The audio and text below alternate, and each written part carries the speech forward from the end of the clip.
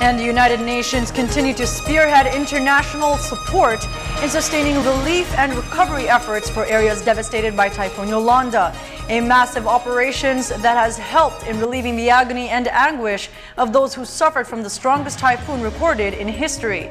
This report.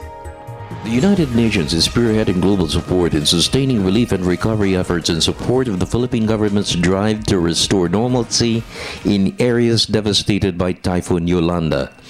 Food and water assistance on a daily basis continue to be a major concern for all affected communities in the Visayan region, most especially in Tacloban City, Leyte, and Eastern Samar. So, with the need to provide shelter requirements to a massive number of displaced survivors for the immediate and long term, a great majority are housed in relief centers. They will need shelter materials to include tents, roofing materials, and other essential items to build their homes. The government has started building bunkhouses. The UN Recovery Program is in synergy with the government's strategic plan for recovery and reconstruction. We're relying on the government for the information, and we take the government. We're in coordination all the time with the government.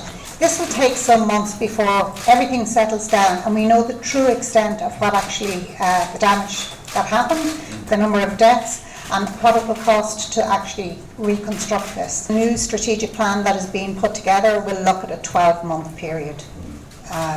We see that there's a need for at least 12 months. That is in the recovery, the relief and recovery. Then we'll go into the development stage. But at the moment, that's what this 12-month plan will focus on, and it is 12 months. So the UN is going nowhere for quite some time. Picking up the pieces of the lives of those displaced will require jobs and livelihood. The Department of Labor and Employment has started Cash for Work programs. Replanting coconut trees and cutting those destroyed are just a few of these work opportunities. The International Labor Organization is contributing its share to ensure those displaced will benefit from the massive program for labor and livelihood. Through this, the ILO is working closely with DOLE and other partners on the ground to get things moving in terms of emergency employment opportunities. We're looking at a wide area and looking to support the government where we can.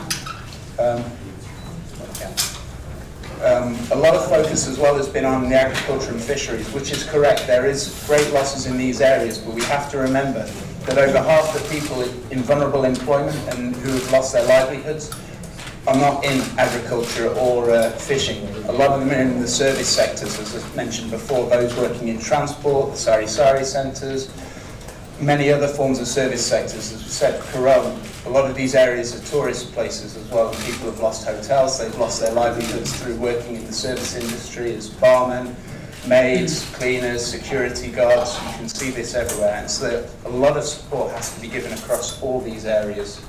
Food security is also a major concern. The Food and Agriculture Organization is working closely with the Department of Agriculture to rebuild the lives of farmers.